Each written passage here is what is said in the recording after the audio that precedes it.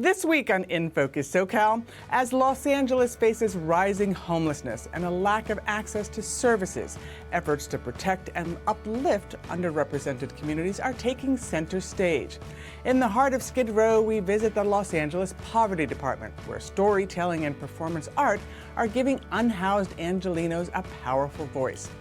Then we check in with LA County Supervisor Holly Mitchell on the fight to protect essential services amid federal funding cuts. And later, Capri Maddox from the LA Civil Rights Department on expanding equity and access for underserved communities. In Focus SoCal starts right now.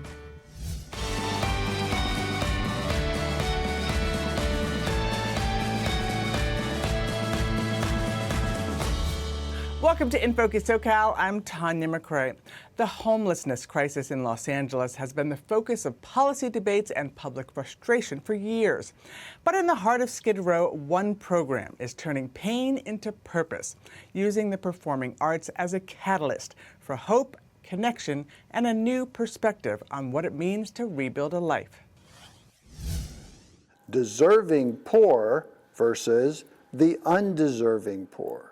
It's a sensitive subject, who society sees as deserving help and who it does not. But it's exactly the kind of conversation the Los Angeles Poverty Department is bringing to the stage.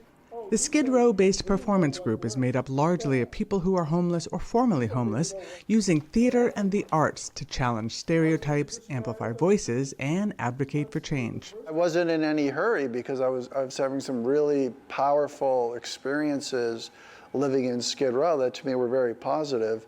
Like all of the people in this group, Tom Grody is one of the writers and actors in this performance.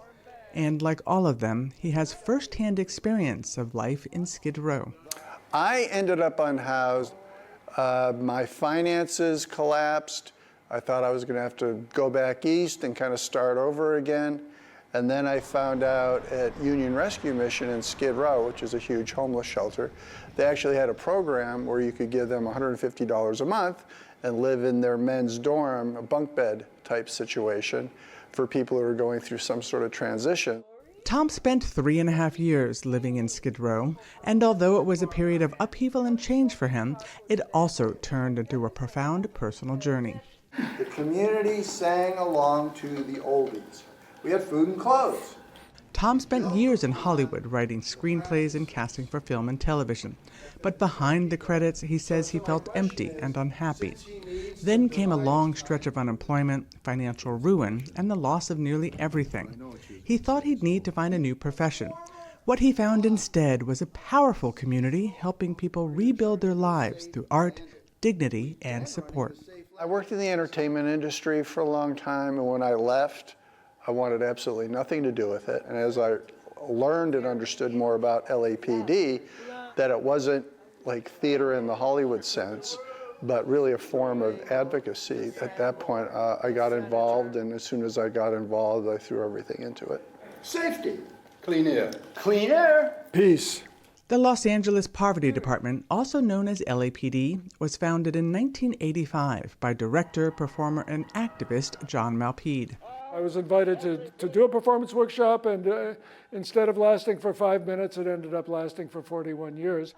LAPD was the first performance group of its kind in the country. The performances are all original pieces, with a lot of the content coming from the direct experiences of the writers and performers themselves. I remember encountering a homeless woman on 7th Street a few years ago, trying to cover herself up with a tarp near Skid Row, while others walked past her on the sidewalk as if she was invisible to them. This performance is called Hotels in Crisis and addresses both the history and the current situation of the single-room occupancy hotels, or SROs, where thousands of people reside in dilapidated and unsafe conditions. Skid Row is a community that takes care of each other. The neighborhood is often vilified and claimed to be just a place with transients, but in fact, there are people who've been living here for 20, 30, 40 years. LAPD works with drug recovery programs, shelters, and public policy advocates on various initiatives. John says it's important and empowering for the Skid Row narrative to be in the hands of the people of Skid Row. Everyone in the group, we improvise and we discuss and we write. It brings people together. It inspires people. to use the entire resources of their being. And so it just makes people feel whole. And if you feel whole, then you can negotiate all the difficult things that you have to go through in life a little better. Wouldn't it be wonderful if there could be a house for young homeless kids with a garden? In addition to the performances, LAPD also has exhibitions, a film series, panel discussions, festivals, and a Skid Row museum. For Tom, being involved in this kind of theater-based civic engagement has been a kind of reawakening. I really feel like I've discovered my creativity in a whole new way. I can take the same creativity, but now channel it for, social justice, humanitarian, systemic change purposes. It's like, I could blend my creativity with something that I feel is actually making things better rather than just a goal of entertaining people for a half hour on TV. Channeling creativity into creating social change, that is very powerful. The Los Angeles Poverty Department will be performing their Hotels in Crisis play on Saturday, May 23rd. For more information, go to lapovertydept.org. Up next, Supervisor Holly Mitchell on protecting critical resources that impact communities across LA. Stay with us.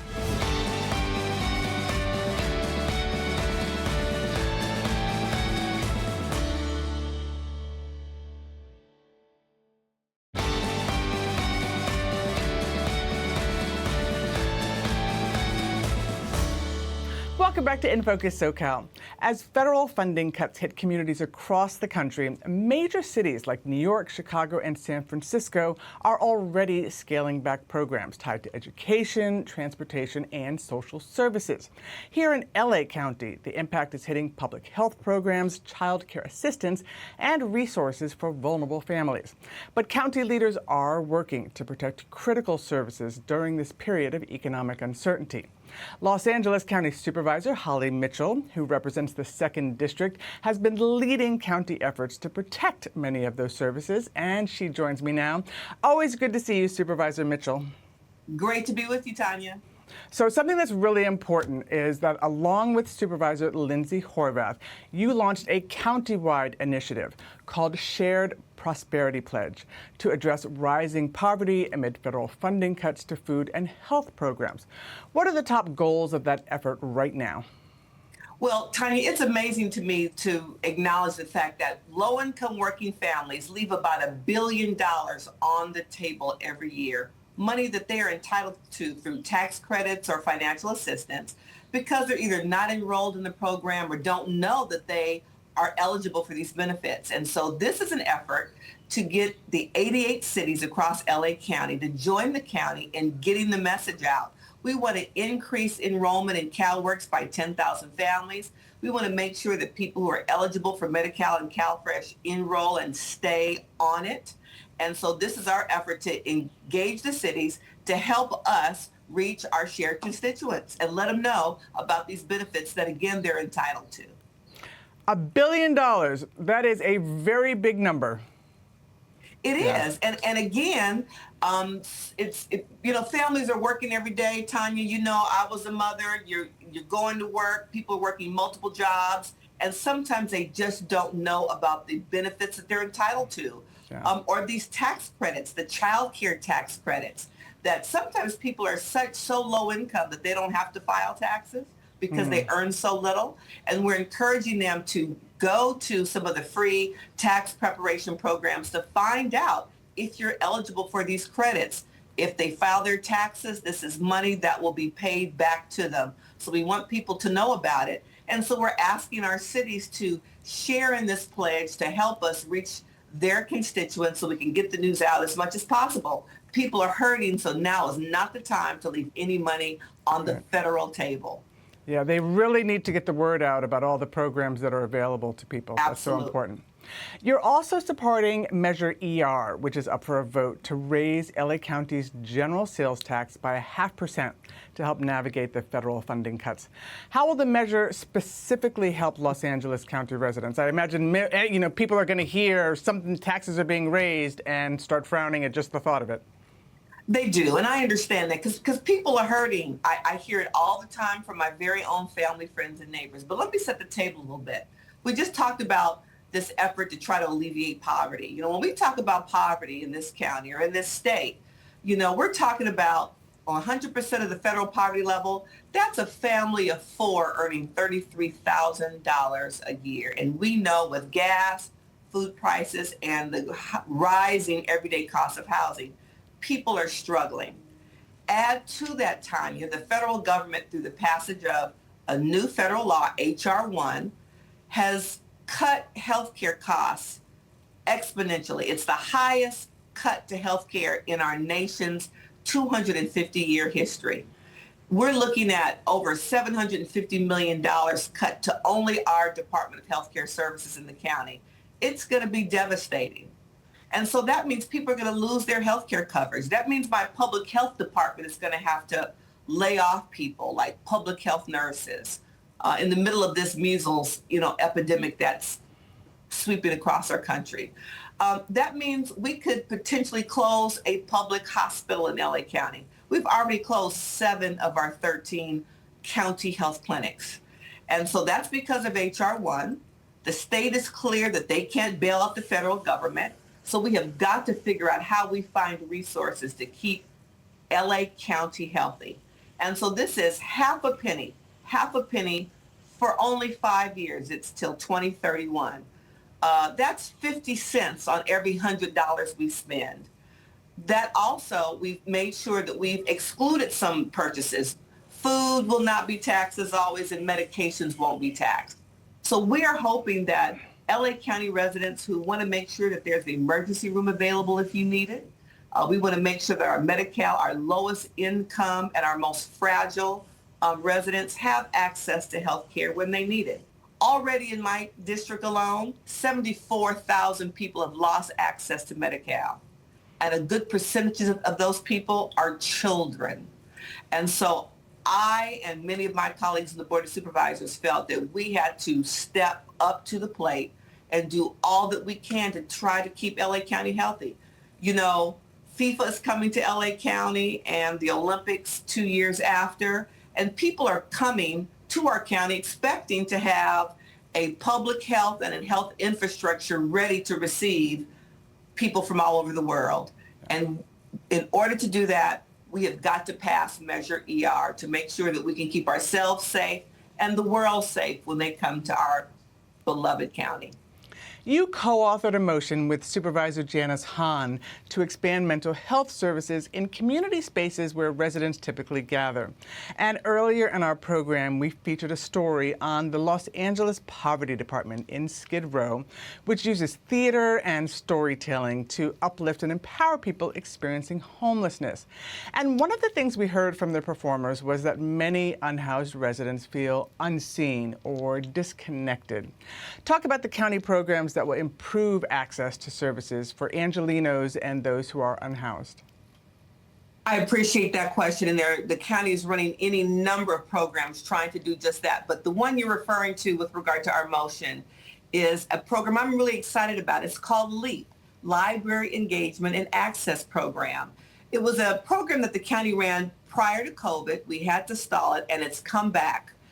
We recognize that many of our unhoused family, friends, and neighbors go to our local libraries. They go for shelter and respite during the summer when it's hot. They go to use the computer, have access to internet to try to access many of our public benefit programs. And so we want to make sure that our unhoused residents and those suffering from mental health issues have access to the support and resources they need. So we're providing training and resources to librarians to provide them access to homeless services, and mental health professionals actually at the library to provide direct assistance and support. This is, Tanya, in my opinion, taking the resources kind of out of our government buildings and infrastructure to the community, meeting people where they are at their time of need. Well, it sounds like you have so many county programs that are addressing a broad range of issues that Angelenos are struggling with. Supervisor Mitchell, it's always a pleasure having you on the show. I appreciate your time. I appreciate you more, Tanya. Thank you. Still ahead on In Focus SoCal, the head of the LA Civil Rights Department talks about the powerful impact of the city's LA for All campaign.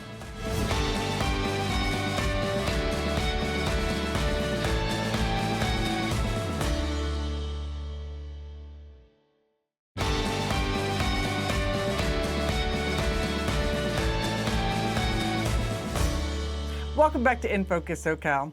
As conversations around civil rights and DEI continue to make headlines across the country, we're taking a closer look at the Los Angeles Civil Rights, Human Rights, and Equity Department.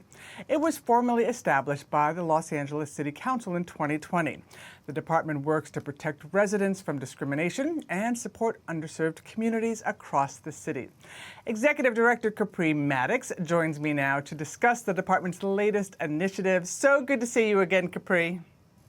And so great to be here with you, Tanya. Thank you for having me. Of course.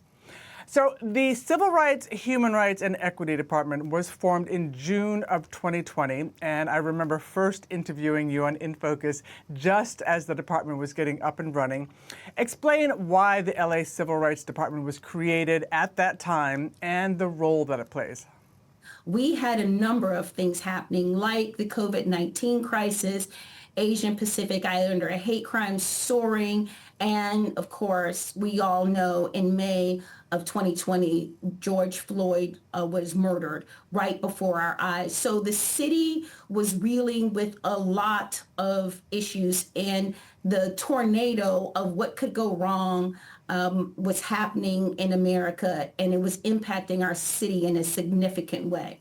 Yeah, it absolutely was. I mean, the timing of when you started could not have been more appropriate for all of the things that were happening.